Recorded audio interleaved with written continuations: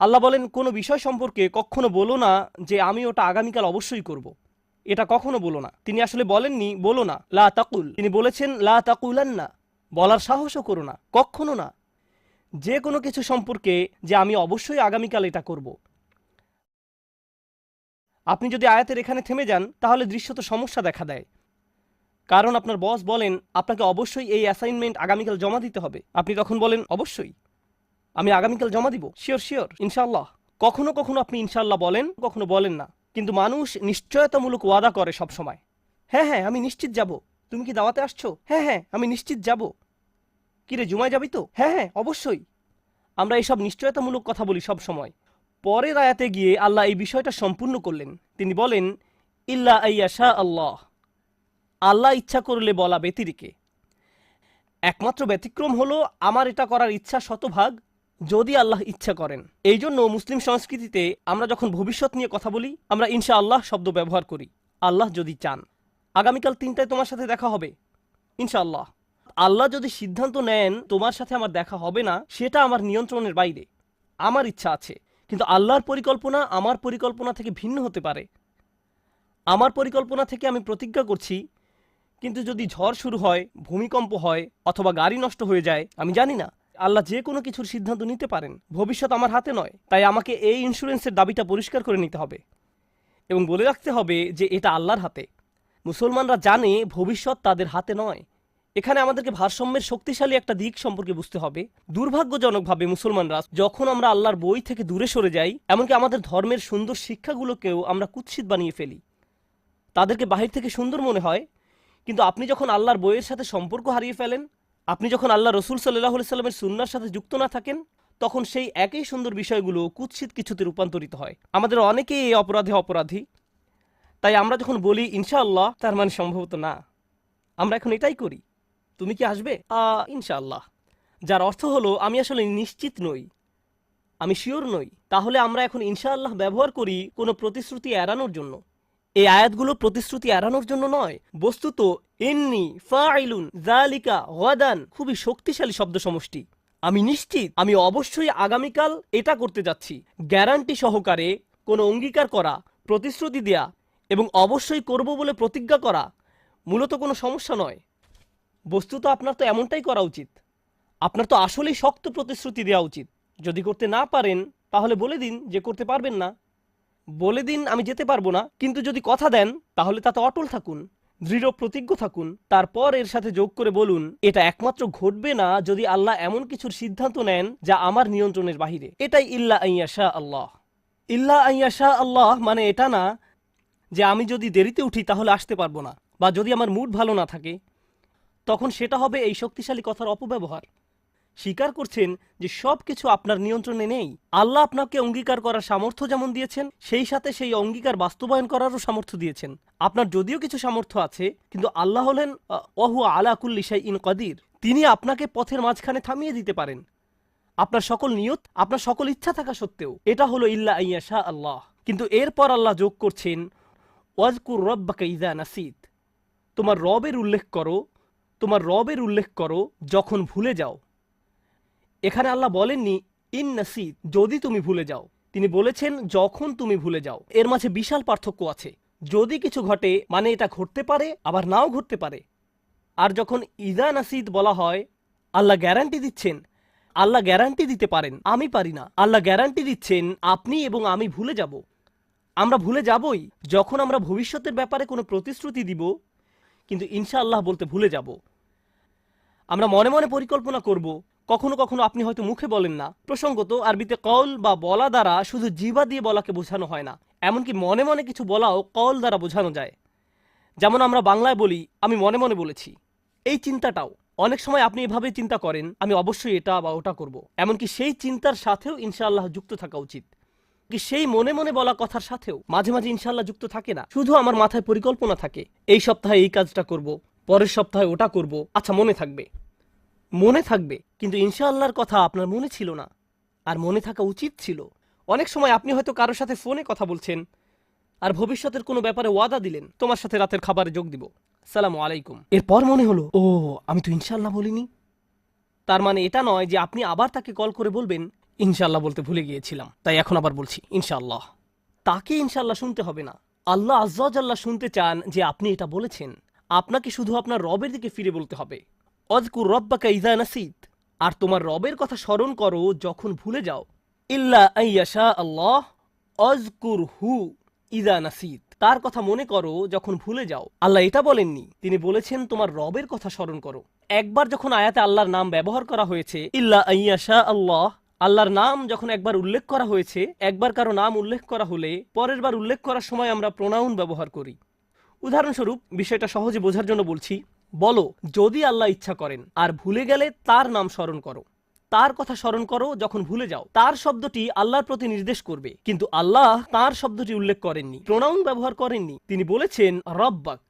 এখানে আসলে এই বিষয়টার প্রতি আবারও জোর দেওয়া হচ্ছে যে আপনি যেন আবারও নিজেকে পরিচয় করিয়ে দিচ্ছেন আল্লাহ আপনার প্রভু, আল্লাহ আপনার ভবিষ্যতের নিয়ন্ত্রক, তিনি আপনার রব, তিনি আপনার চূড়ান্ত মালিক। আর এই কথা কখনোই ভুলে যেতে পারবেন না। এটা আপনার উপর আল্লাহর কর্তৃত্বের অংশ যে আপনার ভবিষ্যৎ তার হাতে। তাই আল্লাহ সাধারণ নিয়মের বাহিরে গিয়ে বলেন রব্বাক ইযা নাসিত।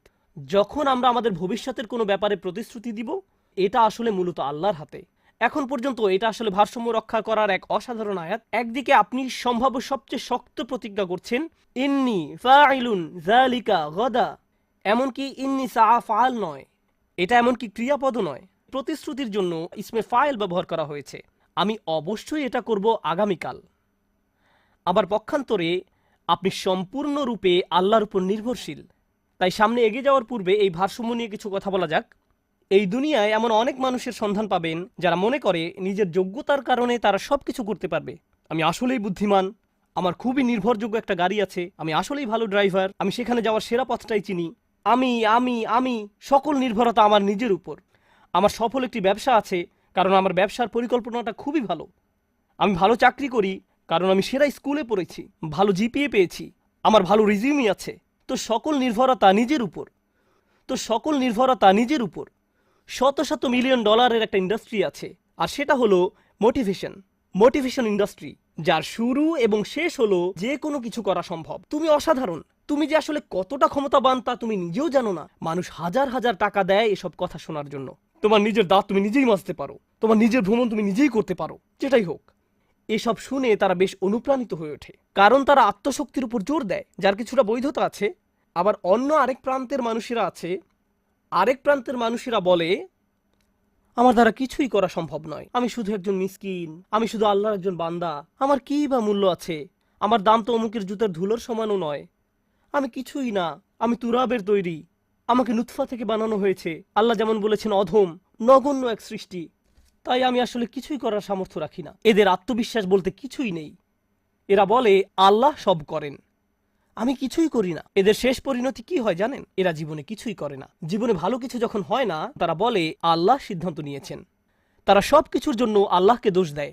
তাহলে দেখা যাচ্ছে একদিকে এমন ধরনের মানুষ রয়েছে যারা কোনো কিছুর জন্যই আল্লাহর উপর নির্ভর করে না, আবার অন্য চরম প্রান্তের মানুষেরা সম্পূর্ণরূপে আল্লাহর উপর নির্ভর করে আর নিজেরা কোনো চেষ্টাই করে না। এই আয়াতটি হলো ভারসাম্যের আয়াত। তোমার নিজেকে প্রতিজ্ঞা করতে হবে, তোমাকে পদক্ষেপ নিতে হবে, ইন্নী ফাইলুন যালিকা গাদা। আবার একই সঙ্গে আপনাকে বুঝতে হবে যে আপনার প্রতিজ্ঞা, আপনার কাজ এবং আপনার সামর্থ্য সবই আপনার মালিকের হাতে। তিনি আপনাকে এটা তখনই দান করবেন যখন আপনি এটা চেষ্টা করবেন, প্রচেষ্টার শতভাগ ঢেলে দিবেন। কখনো কখনো আপনার পরিকল্পনা এবং আল্লাহর পরিকল্পনা একই রকম হয়। মাঝে মাঝে, যেমন কখনো আপনি ইচ্ছা করলেন কোথাও যাওয়ার, আর আল্লাহ আপনাকে সেখানে যাওয়ার সুযোগ করে দিলেন। কোন একটি কলেজে ভর্তি হওয়ার ইচ্ছা করলেন, আর আল্লাহ আপনাকে সুযোগ প্রদান করলেন। সিদ্ধান্ত নিলেন দ্রুত গ্র্যাজুয়েট হওয়ার, আর আল্লাহ আপনাকে সুযোগ প্রদান করলেন। এর অর্থ হলো আপনার প্ল্যান এবং আল্লাহর প্ল্যান একই ছিল সেই একটি বিষয়ের জন্য। কিন্তু মাঝে মাঝে আপনার এবং আল্লাহর পরিকল্পনা একই রকম থাকে না। অনেক সময় ভাবছিলেন 10 বছর ধরে চাকরিটা করবেন, 6 মাস পরে আপনাকে ছাঁটাই করে দেওয়া হলো। কোনো একটা ভার্সিটিতে ভর্তি হওয়ার আবেদন করলেন, আপনার সবকিছুই ছিল সেরা, কিন্তু তবুও চান্স পেলেন না। অন্যদিকে আপনার চেয়ে অনেক কম যোগ্যতা সম্পন্ন বহু ছেলে মেয়ে চান্স পেয়ে গেল। অনেক সময় আপনার এবং আল্লাহর পরিকল্পনা একই রকম থাকে না। এই আয়াতগুলো শিক্ষা দিচ্ছে সব সময় সবকিছু আমার পরিকল্পনা অনুযায়ী কাজ করবে না। তবুও আমাকে পরিকল্পনা করে যেতে হবে, তবুও আমাকে চেষ্টা করে যেতে হবে। কিন্তু দিন শেষে আল্লাহ সিদ্ধান্ত নেবেন পরিকল্পনাটি বাস্তবায়িত হবে কি হবে না। অযকুর রব্বাকা ইযা নাসিত। এরপর আসছে এই আয়াতের সবচেয়ে শক্তিশালী অংশ, আমি এর উপর অতিরিক্ত কিছু সময় ব্যয় করতে চাই। এটা আসলেই সমগ্র কোরআনের অন্যতম সুন্দর একটি শিক্ষা। যদি একজন মুসলিম এটা বুঝতে পারে, তার জীবনটা সহজ হয়ে যাবে। ওয়াকুল আসা আইয়াহদিয়ানি রব্বি লিআকরাবা মিন হাযা রাশাদা। এই শব্দগুলো হলো একটি দোয়া। দোয়ার চেয়েও এটা আশায় পরিপূর্ণ একটি বিবৃতি। চলুন এই দৃষ্টিকোণ থেকে এর সাথে পরিচিত হই। আপনি ভবিষ্যৎ নিয়ে চিন্তা করছেন, শুধু আসা শব্দটি ব্যবহৃত হওয়ার দরুন। তারাজ্জি, আরবিতে যাকে বলা হয় হরফুত তারাজ্জি বা ফিআলুত তারাজ্জি, এমন ক্রিয়াপদ যা আশা প্রকাশে ব্যবহার করা হয়। আল্লাহ আমাদের এই আয়াতে শেখাচ্ছেন মুসলিমকে অবশ্যই ভবিষ্যতের ব্যাপারে আশাবাদী হতে হবে। কোরআনের প্রতি আমাদের ঈমান ভবিষ্যতের ব্যাপারে আমাদেরকে আশাবাদী করে তোলে। আমি পরোয়া করি না খবরে কি আসে, আমি পরোয়া করি না গতকাল কি ঘটেছে, এর আগের দিন কি ঘটেছে। আমি মুসলমানদের এমন গ্রুপের অন্তর্ভুক্ত হব না যারা বসে বসে বলে উম্মার পরিস্থিতি দিন দিন শুধু খারাপ থেকে আরো খারাপ হচ্ছে, ও আল্লাহ, আর সামনের পরিস্থিতি শুধু আরো খারাপ হবে, সামনে আরেকটা ট্র্যাজেডি আসছে, আমি গ্যারান্টি দিচ্ছি, দেখো কি ঘটে। তুমি মনে করেছো 9/11 খারাপ ছিল? কিছুই না, ওটা আসলে কিছুই না। ও মাই গড, দেখো এখন উম্মার কি অবস্থা হয় এবং দেখো তারপর কি হয়। এই মনোভাব সরাসরি কোরআনের আয়াতটির বিরোধী, শুধু আশা শব্দটির কারণে। আপনার তো এই আশায় বুক বাঁধার কথা যে আল্লাহ পরিস্থিতি উন্নত করে দিবেন আপনার নিজের জন্য, চারপাশের মানুষের জন্য, মানবতার জন্য। আপনার তো এই দৃষ্টিভঙ্গি থাকার কথা। তারপর তিনি বলেন, আর নিজের ভবিষ্যতের ব্যাপারে কি বলবেন? আসা আইয়াহদিয়ানি রব্বি, সম্ভবত আমার রব আমাকে পথ দেখাবেন। নিজের ভবিষ্যতের জন্য সবচেয়ে আশাবাদী কোন জিনিসটি আপনি পেতে পারেন? সবাই ভালো চাকরি চায়, ভালো অর্থনৈতিক অবস্থা চায়, ভালো পারিবারিক অবস্থা চায়, সুস্বাস্থ্য চায়। আমরা এগুলো সব চাই, কিন্তু জানেন সবচেয়ে মৌলিক যে জিনিসটি আমার আপনার প্রয়োজন, যা অক্সিজেনের চেয়েও বেশি মূল্যবান, তা হলো আল্লাহর হেদায়েত। একবার এটা পেয়ে গেলে সবকিছু ঠিক হয়ে যাবে, কিন্তু হেদায়েত না পেলে আপনার আসলে কিছুই নেই। এই আয়াত আশাবাদী করে তোলে যে আল্লাহ আমাকে পথ দেখাবেন। আসা আইয়াহদিয়ানি রব্বি, আমার প্রভু আমাকে পথ নির্দেশনা দান করবেন, তিনি আমাকে ভুলে যাবেন না। ভবিষ্যতের জন্য ওয়াদা দেওয়ার সময় আমি তার স্মরণ করব, তাহলে তিনিও ভবিষ্যতে আমাকে স্মরণ করবেন। ইনশাআল্লাহ বলার মাধ্যমে আমি তাকে স্মরণ করলাম, যখন ভবিষ্যতের কথা আসে তিনিও আমাকে স্মরণ করবেন। ফাজকুরুনি আযকুরকুম, সুতরাং তোমরা আমাকে স্মরণ করো, আমিও তোমাদের স্মরণ করব। এখন আল্লাহ আপনাকে হেদায়েতের গ্যারান্টি দিচ্ছেন। আবার বলছি, এখানে মুসলমানদের বোঝার জন্য খুবই গুরুত্বপূর্ণ একটি ব্যাপার রয়েছে। সারা পৃথিবী জুড়ে বহু মানুষের মাঝে, আল্লাহিল আযীম, এই গ্রহের যেই প্রান্তে যান না কেন, মানুষের একই ধরনের বিভ্রান্তি, একই প্রশ্ন বারবার। আর সবচেয়ে কমন যেই প্রশ্নটি আমি শুনি, মানুষ বলে ইসলামের এত বেশি দলমত রয়েছে, কোরআনের ব্যাখ্যায় এত বেশি ভিডিও পাওয়া যায়, বা হাদিসের ব্যাখ্যায় কেউ এটা বিশ্বাস করে, কেউ ওটা বিশ্বাস করে। এই হুজুর অমুক ফতোয়া দেয়, ওই হুজুর তমুক ফতোয়া দেয়। আমি কি এই হুজুরকে মানবো নাকি ওই হুজুরকে মানবো? কেউ বলে এটা হালাল, কেউ বলে এটা হারাম, কিছুই জানি না, সবকিছুই বিভ্রান্তিকর। এত বেশি দল, আমি কিভাবে হেদায়েত পাবো? কিভাবে আমি জানবো যে আমি সঠিক বিষয়টা অনুসরণ করছি? কিভাবে জানবো? আমার পক্ষে তো এত বেশি তথ্য প্রসেস করা সম্ভব নয়। আর আমি এর সাথে একমত। আমরা এখন মাত্রাতিরিক্ত তথ্যের যুগে বাস করছি। প্রতিনিয়ত এত বেশি মত আর পথের সাথে পরিচিত হচ্ছি, এমনকি ইসলামের ভেতরেও। এই হলের ভেতরে বসা শ্রোতাদের দিকে লক্ষ্য করুন। যদিও আমরা একই এলাকার, আপনি যেভাবে ইসলাম শিখেছেন তা আপনার পাশের জন থেকে খুবই আলাদা। যেসব শিক্ষক আপনি পেয়েছেন, যেসব মানুষের সঙ্গ লাভ করেছেন, যে স্কুলগুলোতে শিখেছেন, তা আপনার পাশের জনের থেকে একেবারেই ভিন্ন। তাই কোনো ব্যক্তি সহজেই বিভ্রান্ত হয়ে পড়তে পারে যে কিভাবে আমি বুঝবো যে আমি সঠিক ইসলাম অনুসরণ করছি। আর এই আয়াত হলো তার জবাব। আমি কারো হেদায়েতের নিশ্চয়তা দিতে পারি না, ইউটিউব কারো হেদায়েতের নিশ্চয়তা দিতে পারে না, গুগল কারো হেদায়েতের গ্যারান্টি দিতে পারে না, এবং কোনো মানুষও হেদায়েতের নিশ্চয়তা দেয় না। এটা আমাদের আশা যে স্বয়ং আল্লাহ আমাকে ব্যক্তিগতভাবে হিদায়েত দিবেন। হেদায়েত অন্য কোথাও থেকে আসতে পারে না। আপনার কাছে কোনো তথ্য না থাকতে পারে, অথবা আপনি তথ্যের সাগরে ডুবে থাকতে পারেন, এটা কোনো ব্যাপার না। আল্লাহ আপনাকে কতটা হেদায়েত দিবেন তা নির্ভর করে আপনি কতটা হেদায়েত চান তার উপর, অন্য কারো কাছে নয়। আর একবার আল্লাহর কাছে সঠিক রাস্তা চাওয়ার পর আপনাকে আর বিচলিত থাকতে হবে না। নিশ্চিত থাকুন যে আল্লাহ আপনাকে সঠিক পথ দেখাবেন, তিনি কাউকে ফিরিয়ে দেন না। আল্লাহর কাছ থেকে হেদায়েত পাওয়া কঠিন নয়, এটা কঠিন নয়। আল্লাহ হেদায়েতের পথ খোলা রেখেছেন যারা চায় তাদের জন্য। আমাদেরকে শুধু সেসব মানুষের অন্তর্ভুক্ত হতে হবে, শুধু এইটুকুই। এই আয়াতটি সূরাতুল কাহফের অন্তর্গত। এর প্রমাণ হিসেবে সূরা কাহফ নিয়ে কথা বলে শেষ করতে পারবো না এই খুতবায়। এই গুহার অধিবাসীরা, যাদের কথা আমরা প্রতি শুক্রবার পড়ে থাকি, এই মানুষগুলোর আশেপাশে কোনো নবী ছিল না, কোনো আলেম ছিল না, কোনো শায়েখ ছিল না, কোনো সাহাবী ছিল না, নিজেদের জন্য তারা নিজেরাই ছিলেন। আর তারা এমন এক এলাকায় বাস করতেন যেখানে সবাই মূর্তি পূজা করত। আর তারা একটি উপসংহারে পৌঁছেছেন, সৃষ্টিকর্তা শুধু একজন, আমরা এগুলোর উপাসনা করতে পারি না। লান্নাদউ মিন দুনিহি ইলাহান। আর এতটুকুর কারণেই আল্লাহ তাদেরকে হিদায়াত দিলেন। অন্য কোনো জ্ঞান না থাকা সত্ত্বেও, কোনো ওহী তাদের কাছে ছিল না, আল্লাহ তাদেরকে হিদায়াত দেওয়ার জন্য এতটুকুই যথেষ্ট ছিল।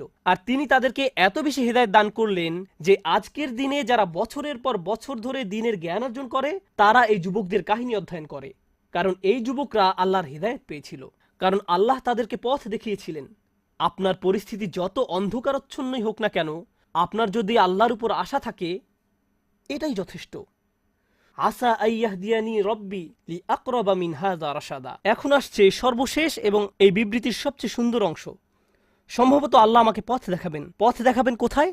কোন দিকে পথ প্রদর্শন করবেন? লিআকরাবা মিন হাযা রাশাদা। এর ভাষা এত বেশি গভীর অর্থবোধক, আমার পক্ষে খুতবায় তো আর ব্যাকরণ শেখানো সম্ভব নয়, কারণ আপনাদের মাথা ব্যথা শুরু করবে। চেষ্টা করব বিষয়টাকে যত সহজে তুলে ধরা যায়। আরবি ভাষাতে কখনো বলেন ওই যে ওই দিকে, আবার কখনো বলেন সমস্ত পথ ধরে ওইখানে। যখন বলেন সমস্ত পথ ধরে ওইখানে, অর্থাৎ আর গন্তব্য পর্যন্ত পথ দেখিয়ে যাব। আর যদি বলেন ওই যে ওইদিকে, এর মানে হলো প্রথমে এখানে, তারপর ওখানে, তারপর ওখানে। কিন্তু যদি বলি সমস্ত পথ ধরে ওইখানে, এর মানে ওইখানেই আপনাকে যেতে হবে, এরপর আর কোথাও আপনাকে যেতে হবে না। যখন লাম ব্যবহার করা হয়, আসা আইয়াহদিয়ানি রব্বি লি আকরাবা, এই লাম ইঙ্গিত করে এটা হলো আল মুনতাহা।